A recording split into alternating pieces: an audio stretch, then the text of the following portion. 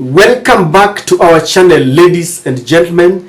Indeed, I'm really very elated to be with you in this channel, and I want to thank you for your continued support. Just in case you're watching us for the first time, please take a second or two and hit that subscribe button so that you can be part of our subscribers, and click the notification bell to allow YouTube to recommend to you our videos. And if you like this particular video, please give it a thumbs up, like it, and you can also share our videos.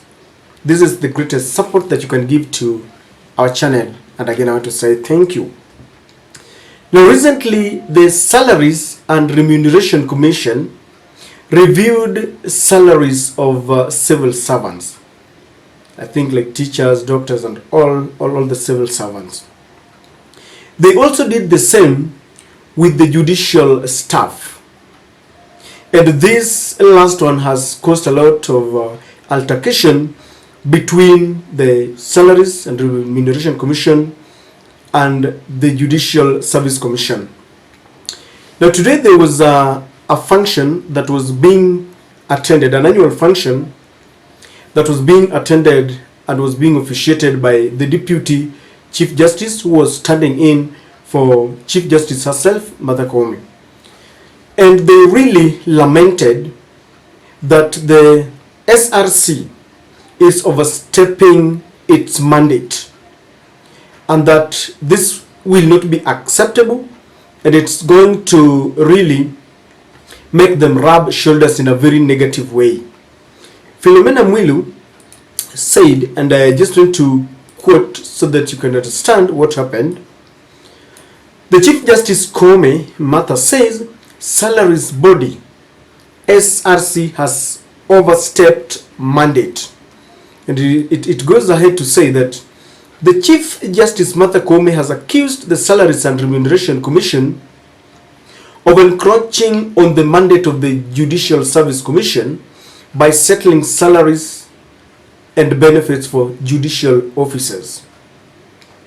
Let's just quote exactly what Madam Martha Koome said, and of course it was read on her behalf by her Deputy Chief Justice Philomena Mwilu.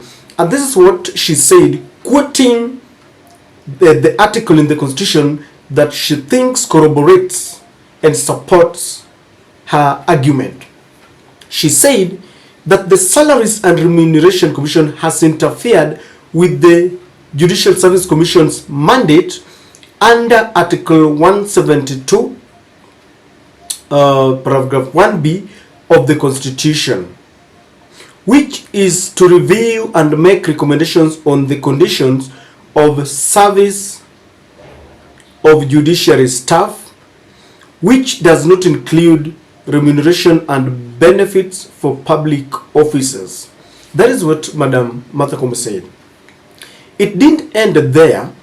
Madam Martha Koome is saying that by interfering or trying to overstep its mandate in attempting to set or review salaries of the judicial staff, they are not only overstepping the mandate, but the Salaries and Remuneration Commission is taking away the independence of the judiciary.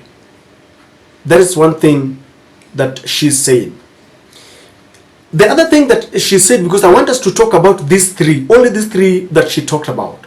The other thing that she talked about, apart from the taking away the independence of the judiciary, she also emphasized on the need to ensure that the judiciary inspires public confidence. And she took cognizance of the fact that there is still a gap.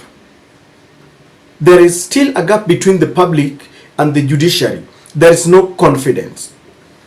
And so, ladies and gentlemen, let us talk about these three things that Madam Martha Koome, as the president of the judiciary, talked about. Now, I want us to start with the most important one, according to me, the interference with the independence of the judiciary.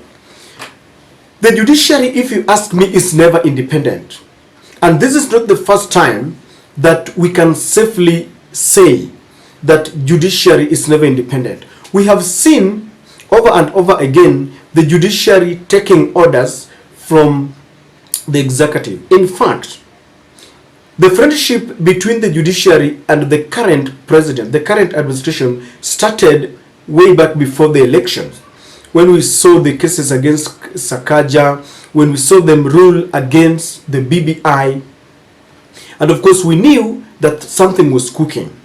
Now, the D-Day, when they ruled on the presidential case between Raila Odinga and William Samoei Ruto, up to date, Madam Martha Koome will not take away the non-judicial and very shameful words like hot air and wild goose chase. As a judge who is learned, those are not the words that one can use. In the words of James Orengo, in a matter that is so delicate, like the one she was handling, she must use words, judicial words, that even if you lose a case, you go home feeling like there was justice. And so when Martha Koome talks about the independence of the judiciary, there are three things that she must do to ensure that the judiciary is independent and that they inspire confidence. Number one, they must stop taking orders from the executive and remain autonomous, because the sacred calling in that very independent office is supposed to be independent, autonomous.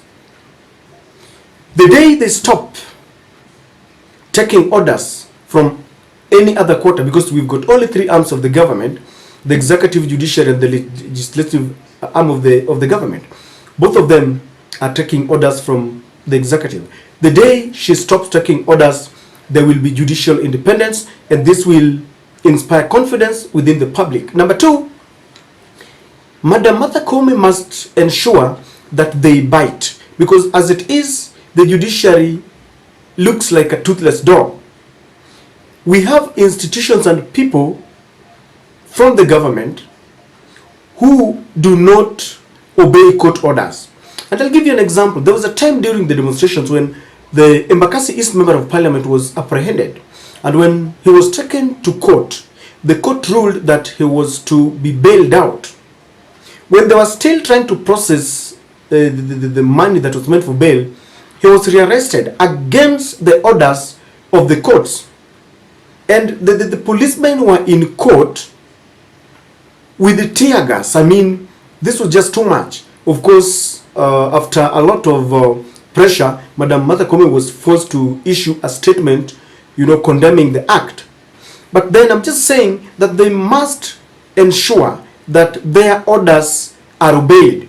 When they tell the president that the 52 CSs are illegal, when they tell the president that Malala should not be part of the judiciary, then that must happen, so that if anyone goes against their ruling, then they have to release warrant of arrest, so that people see that they are very, very serious if they want to inspire public confidence.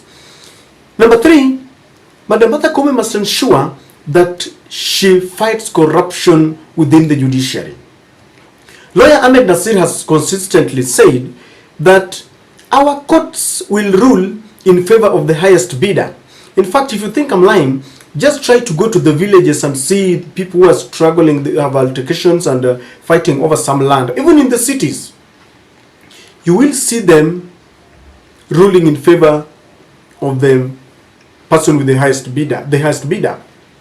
And so corruption must be fought at all costs to inspire confidence. As it is, if you have a case against someone who's some rich guy, some influential person, you can be rest assured that you will lose that case. And so those three things must happen if Madam Martha Koome wants to inspire confidence. Number two, Madam Martha Koome is admitting that there is a problem with our constitution. Because when you see two independent, bodies, two independent constitutional bodies that we are maintaining with taxpayers' money, trying to cross each other and accusing each other of overstepping a mandate, then you realize that there is need to relook into our constitution. Right now, there is a bipartisan talk And what we are doing is trying to look at the areas, the gray areas that we need to look at. When we were promulgating our constitution, we said that it was not 100%, it was not impeccable. But we said that we will look at it later. The opponent said that we would have looked at it holistically before we passed it, but time was of essence. Even if you look at the American Constitution, I understand that it has gone through amendments more than 20 times. I stand to be corrected. So this is the time that we need to look at areas that we need to touch on. Patrick Lumumba is one person, or among the people who are there during the process of the Bomas draft. And he alludes to the fact that it is high time that we relook into the constitution. Is it time to expand our executive? Is it time for a prime minister, office of an official opposition leader?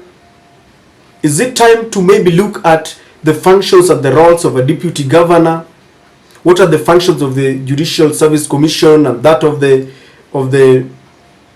Salaries and Remuneration Commission? Because Madam Koome was also saying that the control of budget has got what she calls bureaucratic bottlenecks that hinders the use or enjoyment of the judiciary fund. So these are things that we need to look at, these independent institutions. Just the other day, there was an altercation between the Inspector General, Japhet Koome, and the Police Service Commission concerning promotion of police officers. They were accusing each other. The independent the Police Service Commission was saying that it is their mandate to promote police officers. But Japhet Koome also feels that this is his mandate, his role. And so we need to look at these independent offices and ensure that they don't cross their roles. Madam Koome, in essence, is saying, if you allow me to interpret that, it is high time we look into our constitution to ensure that each and every independent institution will run in its own lane, ladies and gentlemen. And so moving forward, I think they don't just need to talk, but ensure that they carry this forward so that we have a harmonious, working. When several institutions are working harmoniously, the common man will always benefit.